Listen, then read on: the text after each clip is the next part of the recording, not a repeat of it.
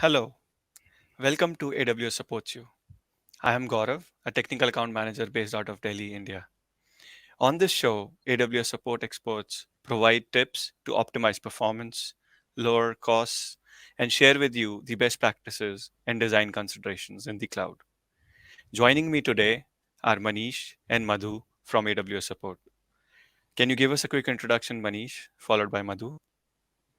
Thank you, Gaurav. Hello, everyone. I'm Manish. I'm a technical customer service specialist based out of Bangalore, and I specialize in post-compromise sanitization of AWS accounts. Thank you, Manish. Hello, everyone. Thank you for joining us today. My name is Madhu. I am a technical CS associate specialized in compromised accounts based from Bangalore. Hope we have a good time throughout, and I will now hand over the session to Gaurav. Thanks, Madhu. Today, we'll be exploring post-compromise sanitation procedures of AWS accounts. We'll be specifically focusing on AWS services like CloudTrail to identify any suspicious activity, CloudShell to address it, and we'll also be taking you through the best practices on securing your AWS account. But before we get started, a quick note to the attendees online. Please feel free to use the chat window on the right hand side of your screen to let us know where you are joining us from today. Also, do share your thoughts and questions throughout the episode. We look forward to hearing from you. We'll also provide a link to our survey, and if you like to let us know how we did, please click the link and leave your valuable feedback. With that, I'll ask Manish to walk us through what we are going to talk about today. The agenda of today's broadcast would be why do suspicious activity occur on an AWS account? How do we identify suspicious activity on an AWS account? What are the actions to be taken in order to secure your AWS account? We will also be looking into using CloudShell to delete Lambda resources. Later on in the broadcast, we will be looking into AWS customer service agreement and shared responsibility model. And in the end, we will be looking into some of the best practices that AWS users can follow in order to keep their account secure. Why do suspicious activity occur on an AWS account? Well, suspicious activity on your AWS account can indicate potential risk, and for privacy and security reasons, AWS has limited visibility on what actually caused the security notification. To find the root cause of the security issue, AWS users can leverage AWS CloudTrail to identify the suspicious activity on an AWS account. Some of the common reasons for suspicious activity are compromised resources, which might be any unpatched AWS resources, unintentional abuse. An overly aggressive web crawler might be classified as a denial of service attack by some internet sites. Secondary abuse, an end user of a service provided by AWS might post malware on publicly available AWS resources like AWS S3 buckets. And the final one being false complaints, where sometimes internet users mistakenly report legitimate activity as abuse. How do we identify suspicious activity? Before we identify suspicious activity on an account, it is very important for us to understand what is classified as a suspicious activity. Suspicious activity can be any unauthorized action taken on an AWS account that leads to launch of resources, change in AWS credentials like root email or password, creation of new users, roles, access keys, which indicate that your credentials might be compromised and signals a potential risk to your business. One of the best ways to identify suspicious activity is through AWS CloudTrail. Visibility into your account activity is the key aspect of security and operational best practice. You can use CloudTrail to view, search, download, and analyze account activity across your AWS infrastructure. AWS CloudTrail is a service that helps you enable operational optimization, risk auditing, governance, compliance of your AWS account. Actions performed by users, roles, or AWS services are recorded as events in CloudTrail. Events include actions taken by AWS Management Console, command line interface, software development kits, or even APIs. AWS works with you to detect and address the suspicious activity on an AWS account and helps you resecure it. AWS also sends out a notification to our customers as soon as any unauthorized or suspicious activity is detected so that necessary actions can be taken by our customers to secure their account. AWS detects abuse activity in your resources using mechanisms like AWS internal event monitoring, external security intelligence against AWS network, internal abuse complaints against AWS services. Before we move on to the next part of the presentation, do we have any questions, Gaurav? Yeah, thanks, Manish. There are no questions as of Mhm. now. I would like to remind our viewers online to use the chat option to ask any questions for the speakers, which we can ask them live on air. However, before we move on, I just had one query. Mhm. Is there any cost associated with the CloudTrail event history that you spoke about? No. Quick and crisp answer to this would be a no, because CloudTrail Mhm. event histories are enabled by default on all AWS accounts. So there are no additional costs involved with this. However, if customers choose to create new trails, depending on which service they want to monitor or type of cost they want to monitor, Mhm. this would incur some additional costs. Mhm. But except that, to look into the event history, there are no additional costs involved. All right. Thank you. All right. Before we move ahead, we will be sending out the public document that AWS provides, which explains the functionality of CloudTrail in the chat box below.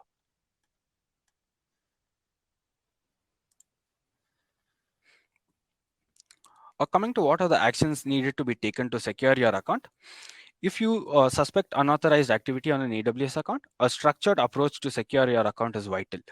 Uh, Identifying the root cause of the compromise on your AWS account, which means that you will need to identify if your account was accessed using the AWS Management Console or through the AWS access key that might have been compromised. The same can be identified using CloudTrail. Once identified, delete any access keys that might have been used to launch unauthorized resources. And if you find any suspicious sign in events on your CloudTrail history, it's a good sign that you might need to update your password. Once you have addressed the root cause of the compromise, you will need to delete any unauthorized resources that were launched on your account. More insights as to which resources were launched on your account can be found through the billing console of your AWS account. After the unauthorized resources are deleted, delete any unauthorized users, roles, and policies that were created on your account. And last but not the least, review your account to check if any unauthorized linked accounts were created. And if yes, please do reach out to AWS support as soon as possible for further assistance. What is AWS CLI or AWS CloudShell, and how can it be used to perform tasks on an account? To give a brief overview, AWS Command Line Interface, or also known as AWS CLI, is a unified tool used to manage AWS services. With just one tool to download and configure, you can control multiple AWS services from the command line and automate them through scripts. And AWS Cloud Shell is a browser-based pre-authenticated shell that can be launched directly from AWS Management Console.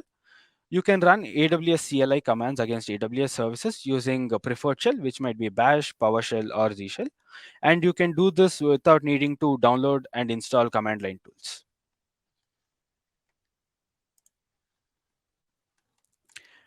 Configuring AWS CLI. So the AWS CLI stores sensitive information that you specify with AWS configure in a local file named credentials in a file known as .aws in your home directory. The less sensitive configuration options that you specify with AWS configure are stored in a local file named config, also stored in .aws folder in your home directory.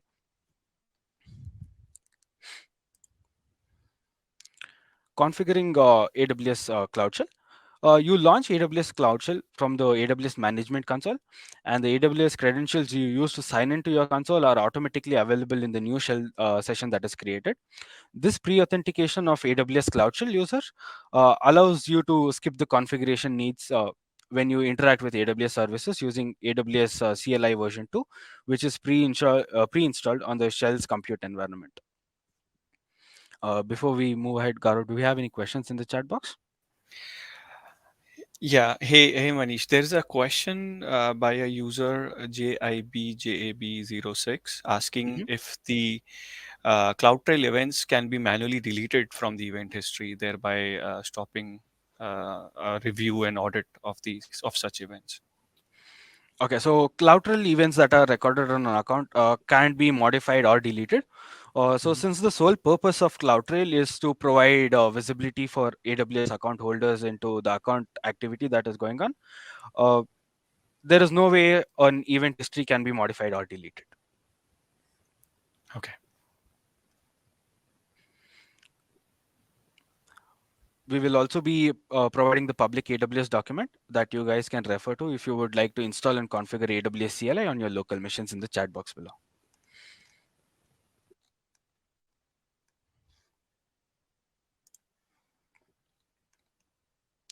The command lines that we'll be using to delete Lambda resources on an account are visible on the screen, but we will be performing these commands on my AWS account to better understand the executions through a demo moving ahead.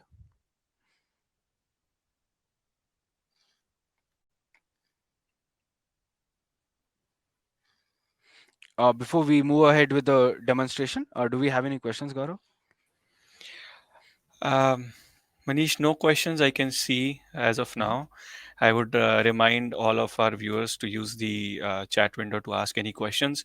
Meanwhile, you mentioned Cloud Shell. Mhm. Is this something that can be used by anyone in the AWS account? Yes.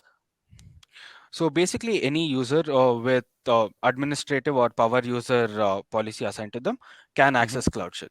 Uh, if users want to restrict action, that can also be done. And if users who do not have access to Cloud Shell want to use it, they can definitely have the uh, administrative access assigned to them by the root user so that they can access Cloud Shell as well. Okay.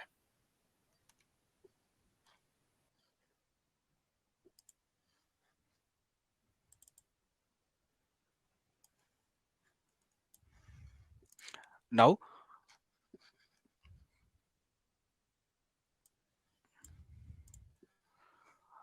Now we will be looking into how we can leverage AWS CloudTrail to identify suspicious activity on an AWS account. And later, we will be looking into how we can delete Lambda resources using AWS Cloud Shell. In order to demonstrate the same, I have a demo account open here. To open CloudTrail on your account, all we need to do is search for CloudTrail in the search bar provided on the top left corner of the dashboard. Once opened, we will need to click on Event History in the navigation bar at the left side of the dashboard. This dashboard presents us with all the actions that have been performed on the account and also provides us with additional information such as which user performed the action, in which region the action was performed,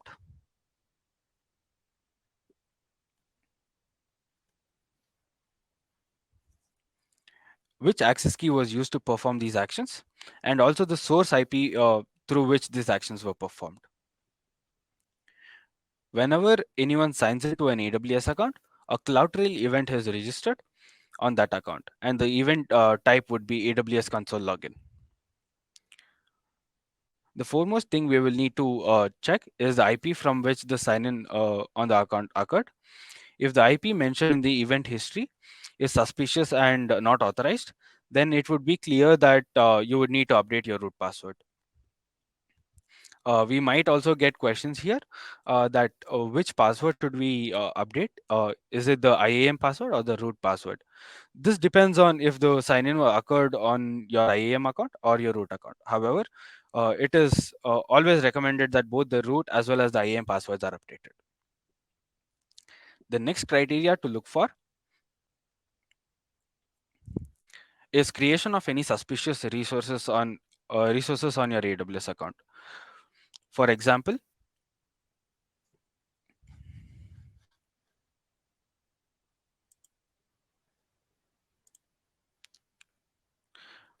I have a event here, create functions, which means that there were Lambda resources that were launched on the account on 7th by the root user in US Eastern, which is Northern Virginia.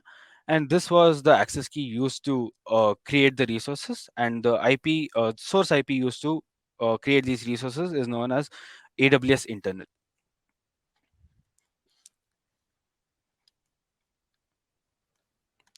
A quick note here, CloudTrail retracts the value of the source IP and uh, uh, replaces it with AWS internal if the request was made through a proxy server or an AWS management console.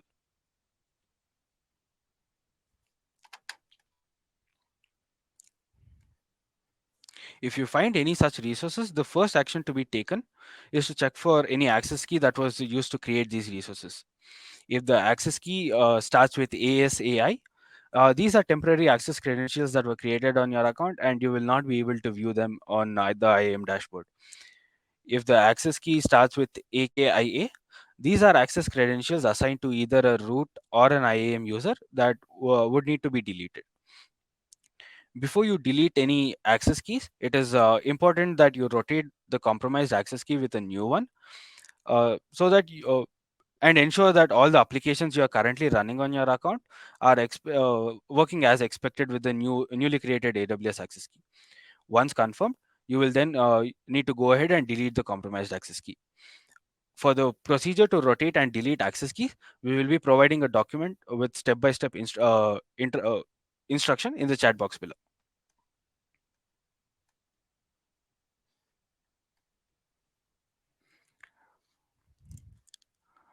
Now, we'll be looking into how we can use CloudShell to delete Lambda resources.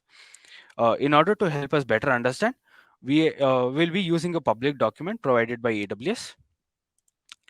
Uh, Before we jump into running command lines, I would like to show you the Lambda functions currently running on the account through the Lambda dashboard.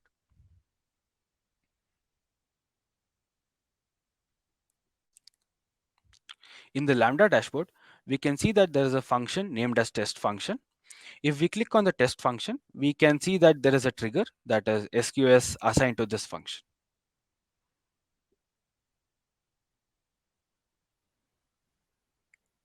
Whenever a trigger is attached to a function, an event source mapping is created on the account. In this demo, we will be looking into how we can delete the functions and the event source mappings as well. Going back to the IAM dashboard,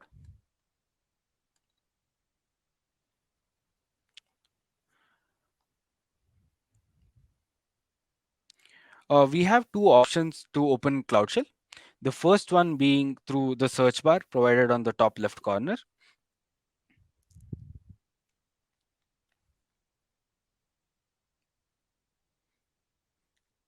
And the second one is from the arrow button provided next to your username, which will redirect us to CloudShell. Whenever we launch a CloudShell environment, it takes a few seconds for the environment to start up. Once it is launched, we will first need to list all the resources that are currently running on the account, for which we'll need to run a few command lines.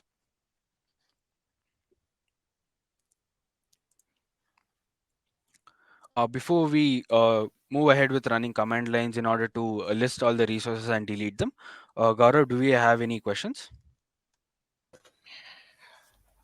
Manish, no questions at this stage. I was curious to when you showed the Cloud Shell. Is it available in all regions? Uh, CloudShell by default is currently available in 13 out of 25 regions offered by AWS. However, it does not mean that you will not be able to list or modify resources that are already active on the account in other resources.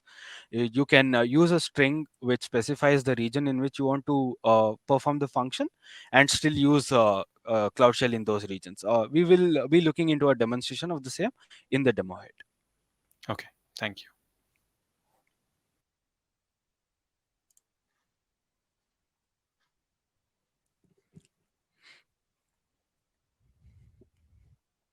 In order to list all the resources that are currently running on my account, so I'll be running the command line AWS, and I'll be specifying the resource which I'm trying to access, which is Lambda. And I'll be running a command line list functions to list all the functions that are currently active on the account. And I'll also be isolating it to one specific region by adding in a string -FN region. And I'll specify the region which I'm trying to access, which is US East 1. And if we click on enter, we get all the information of the functions that are currently running on the account. So we can see that we have a function known as test function with a specified ARN here. So in order for me to delete this function, we'll be running a command AWS, the service which you're trying to access, which is Lambda, and we will be running the function delete functions.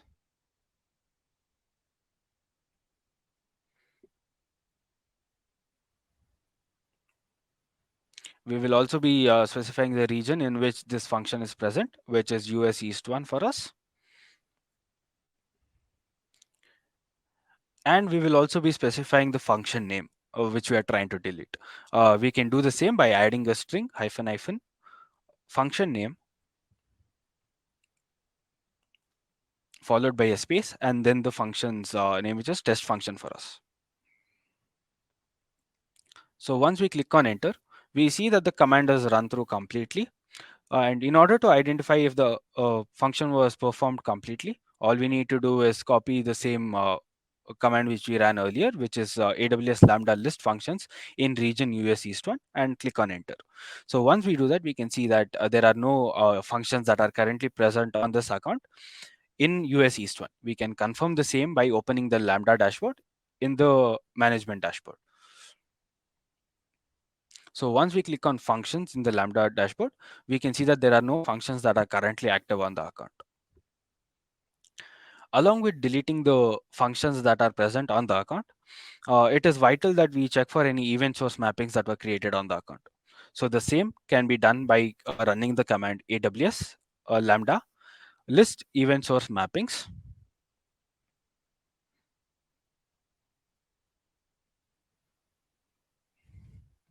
And we'll also be specifying the region in which we are trying to isolate this event source mappings, which is US East 1 for us.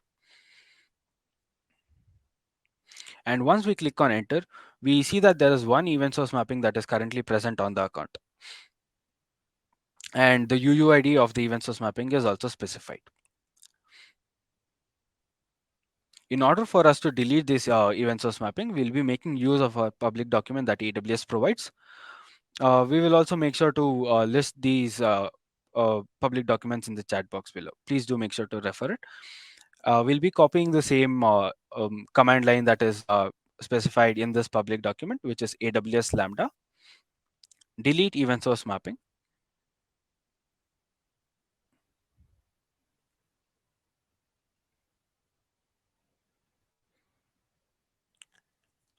We will also be specifying the region in which we are trying to delete the event source mapping, which is US East 1.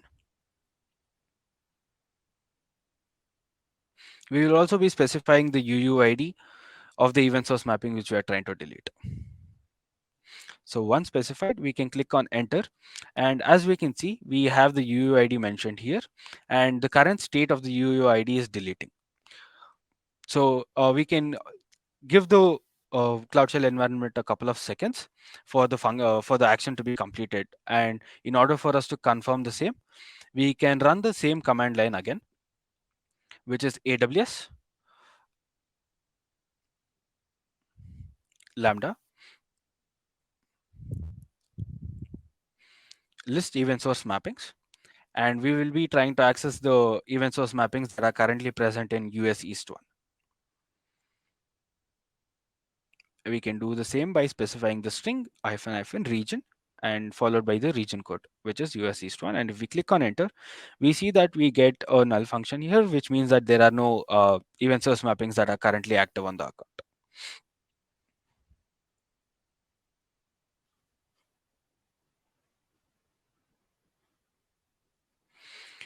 Before we move on to the next part of the uh, broadcast, do we have any questions, Gaurav? Right, Manish. So we talked about the availability of Cloud Shell. How about the security? So as all admins and power users can use it, Mhm. how do we make sure that Cloud Shell remains secure?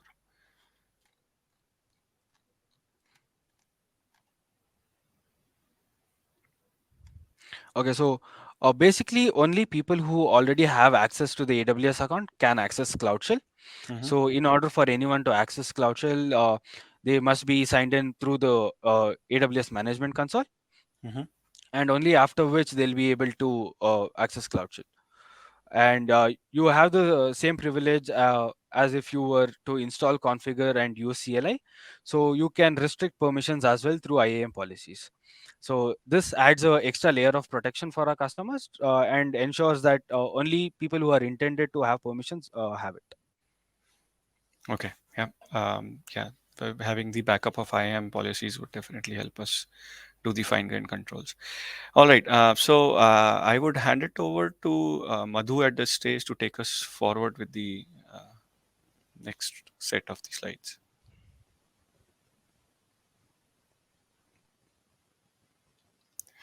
Thank you, Gaurav, and thank you, Manish, for providing us with the information on how to identify and sanitize the compromised accounts. Next, I will focus on AWS customer agreement and shared responsibility model, followed by a demo on AWS best practices. We'll move to AWS customer agreement. The AWS customer agreement contains a set of terms and conditions that govern your access to use and of the services of offered. It is an agreement between the applicable AWS contracting party and you. This agreement takes effect when you click on an I accept button or checkbox presented with these terms when you sign in to create a new account. Once you sign in, you represent to us that you are lawfully bounded to the contract or terms and conditions. So the AWS customer agreement doc link has been pasted in the chat box. Please feel free to go through it. Next, we'll move to shared responsibility model. So security and compliance is a shared responsibility between AWS and customer. The nature of the shared responsibility model provides the flexibility required and also the customer control for deployment of services. As shown in the chart below, this differentiation of responsibility is commonly referred to as security of the cloud and security in the cloud. So, security of the cloud is AWS responsibility. So, AWS is responsible for protecting the infrastructure that runs all the services offered to the AWS cloud. This infrastructure is composed of hardware, software, networking, and facilities that run AWS cloud services.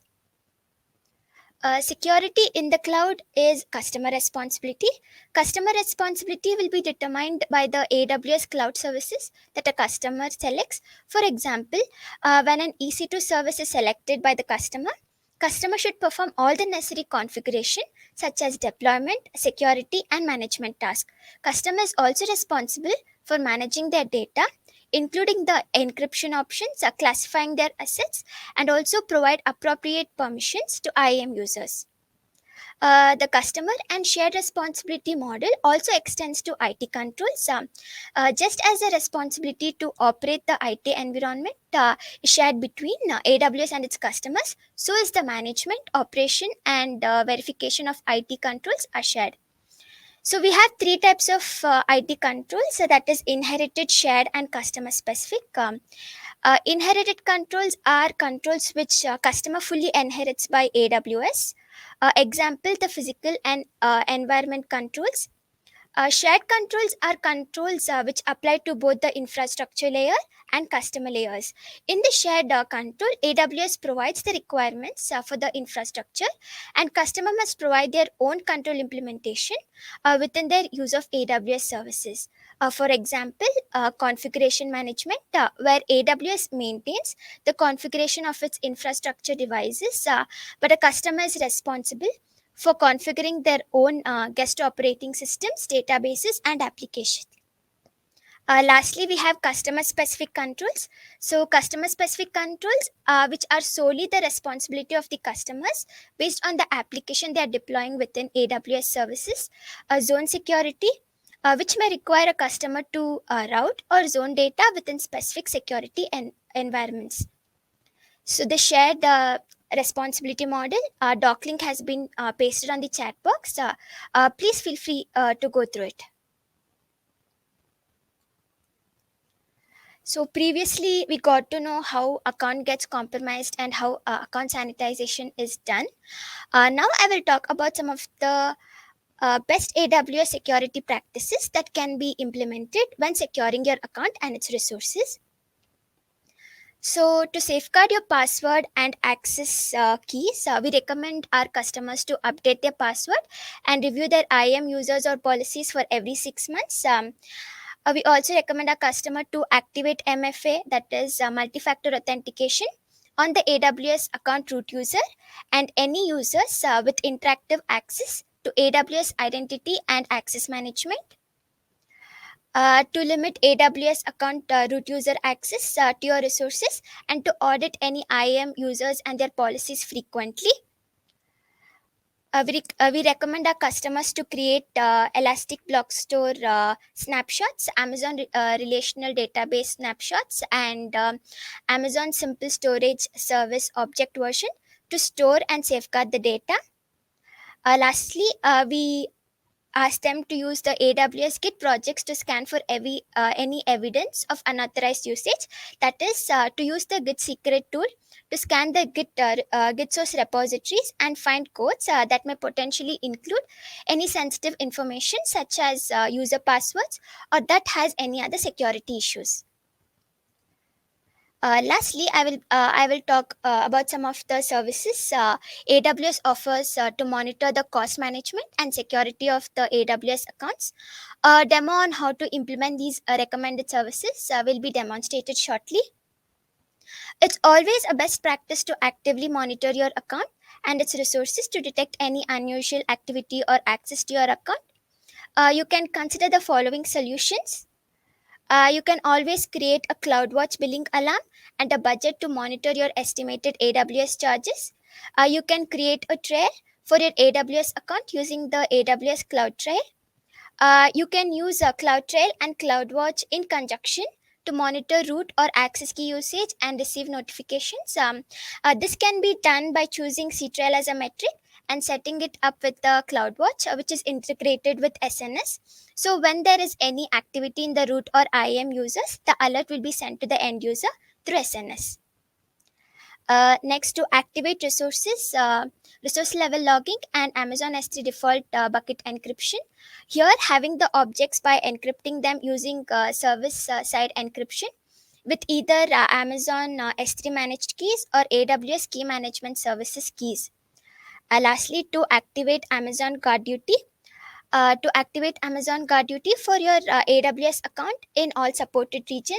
After it's turned on, Guard Duty starts to analyze independent streams of data from CloudTrail, S3 data events, VPC flow logs, and DNS logs to generate security findings. The primary detection of guard duty includes account compromise, instance compromise, and any malicious intrusions.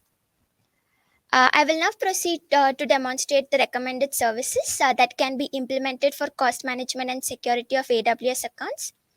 There are three recommended services, that is Cloud Watch, Budget, and MFA.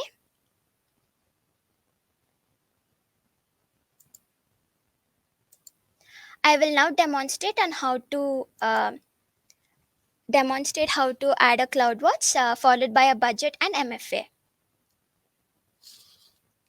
First, I will log into the demo account. Once that is done, I'll move towards my right hand side and click on my account name. Once that is done, I'll click on billing dashboard. It redirects me to the billing dashboard console.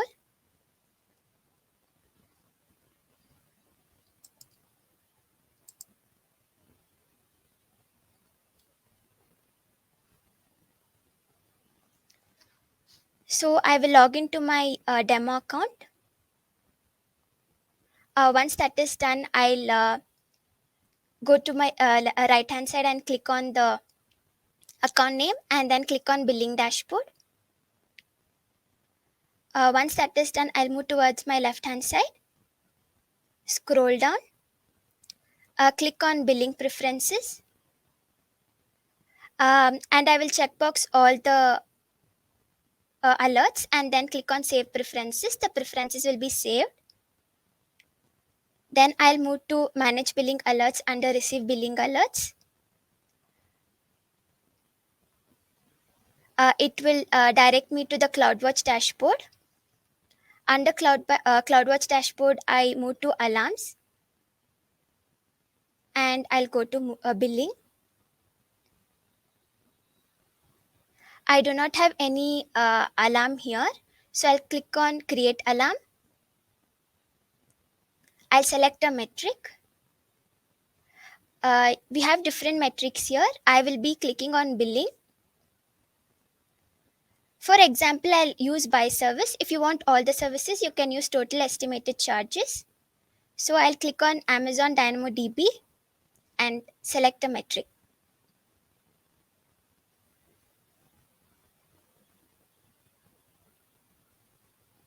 Then I'll select my metric name. It is estimated charges. My service selected was Amazon DB. Currency will be USD. Statistics, I have kept it as maximum, and period, I have kept it as 6 hours. Statistic and period are some of the conditions that you have to keep in mind when you're setting up your CloudWatch. Once this is done, we'll move to the other conditions, that is the threshold type. I'll click on static and then I'll choose a greater threshold and I'll provide my budget, that is 10. Once that is done, I'll click on next. Then I need to receive notification. So we need to set up a SNS topic. We have 3 topics here. One, you can select an existing topic, then create a new topic. Lastly, you can use a topic ARN to notify other accounts. So I want to create a new topic. So I'll click on create a new topic. Then provide a topic name.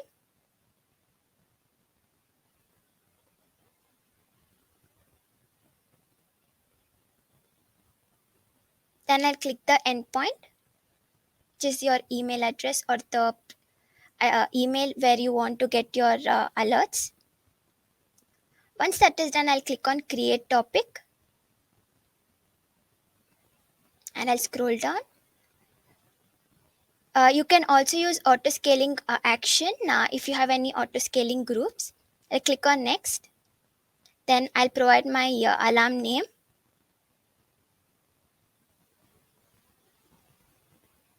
And you can provide alarm description if required. I'll click next. You can review and create and you can also edit your alarm choosing the edit option. Once that is done, you can click on create alarm. Once you create that, you get into insufficient data, and towards your right hand side you have a warning which says this action sends a message to an SNS topic with an endpoint that is pending confirmation. It will not work as expected until the endpoint is confirmed. Look for a subscription confirmation email or review the topic in SNS. So I have a pop-up here which says view SNS subscription. I'll click on that. Then my CloudWatch 3 has pending confirmation and I also have my endpoint provided. So I'll go and confirm my subscription. Confirm subscription. So I will get an alert telling subscription confirmed. So I'll move back to my SNS dashboard and just refresh the page. So it has been confirmed here. I'll move back to my alarm and it has been set up here. A status is in OK. So if you exceed your alarm, you will get your status as in alarm. And this is how a CloudWatch alarm can be created. Next, I will demonstrate on how to set up budget. So I'll go back to my home page, console homepage, and then again I'll click on the billing dashboard.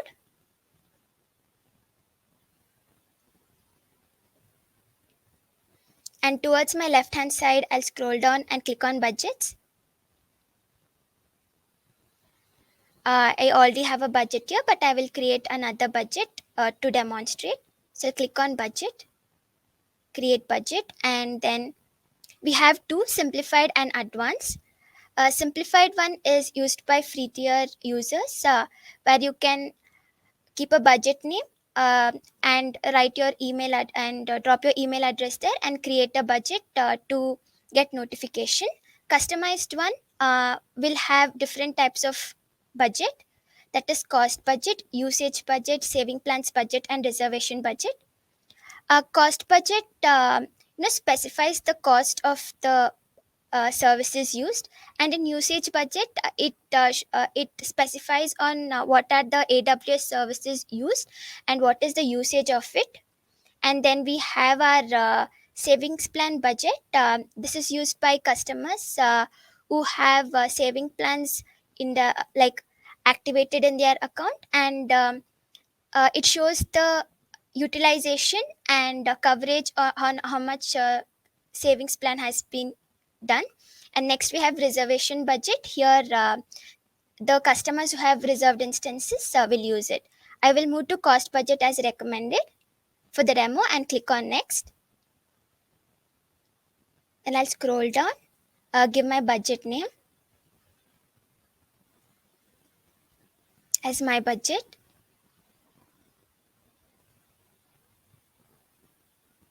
Then I'll give my period. You can choose daily, monthly, and quarterly, annually. I'll click on daily.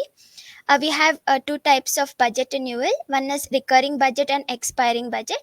So recurring budget, it renews on every first day of the monthly billing period, whereas expiring budget does not renew. It expires after a certain month. Then I'll select the month which I want my budget to be started. It is October and 2022. Once that this is done, I move to my budget method. So we have three types here: fixed, planned, and auto adjusting. So fixed budget is a budget fixed against a singly monthly budgeted amount. Then we have a planned budget. So planned budget is used for a certain period of time. For example, if you want your budget to be planned for 6 months, you can use that. Then auto adjusting is according to the services used, your budget gets auto adjusted. Then I will enter my budgeted amount. Once that is done, I'll click on all AWS services, and you can use the advanced option if you have any savings and reserved instances used. I do not have, so I'll click on next. Then we need to add an alert threshold, so I'll click on add an alert threshold. Provide my endpoint. Before that, I'll provide the threshold, that is 80%, so that I can get alerts once it exceeds the threshold. Then I'll add my endpoint.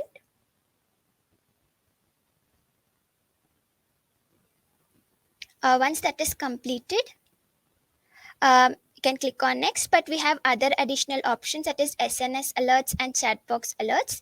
If you want to get alerts through SNS and chatbot, you can click on that and add an alert. Click on next. Then I have added one alert. So if you want, you can add multiple alerts by using the add action option. Then I click on next. So here you can review your budget. You can use the edit option to do any changes required according to your preference. Once that is done, I'll click on create budget, and my budget has been created. So this is how budgets are created. Next, I'll move with how to demonstrate how to add MFA on the account. So I'll go to the search bar and click IAM. I'll click on the IAM service. So I'll be directed to the IAM dashboard. So we have add MFA for root user. I'll be adding MFA to the root user. I'll click on add MFA. Then we have your security credentials. Then we click on multi-factor authentication, that is MFA, as we are activating our MFA. So I'll click on activate MFA.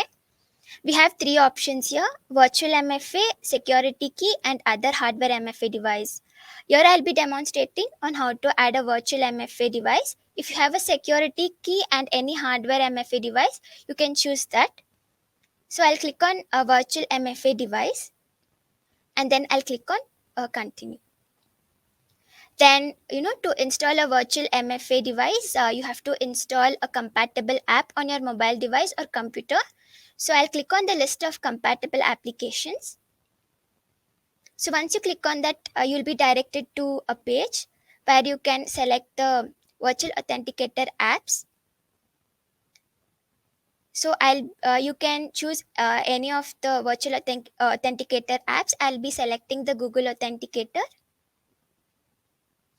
and I'll download it in my mobile or computer device.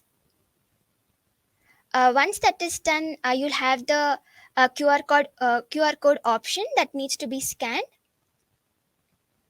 So I'll click on the show QR code and scan it on my device. Once that is done, we will have two consecutive MFA codes generated. So we need to add one by one. Please note that the MFA codes generated will have a certain seconds limit. So after that, it changes. So first, I have added my first MFA code here, and then I've added my second MFA code.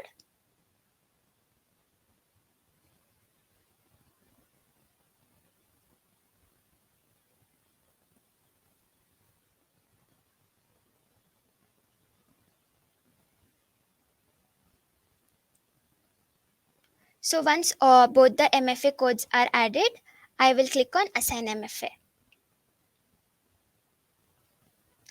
So here my MFA has been assigned.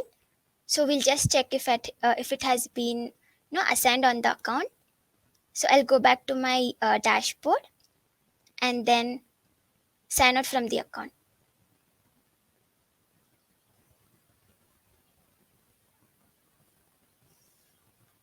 I'll again sign into the console and then provide my security credentials. As I had set up as a root user, I'm clicking on the root user and then signing in.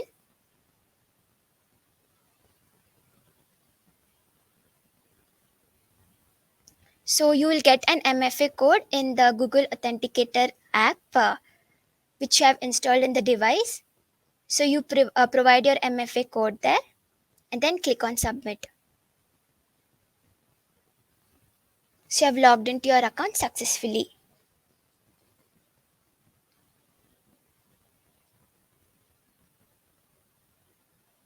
And this is how MFA has been set up on the account.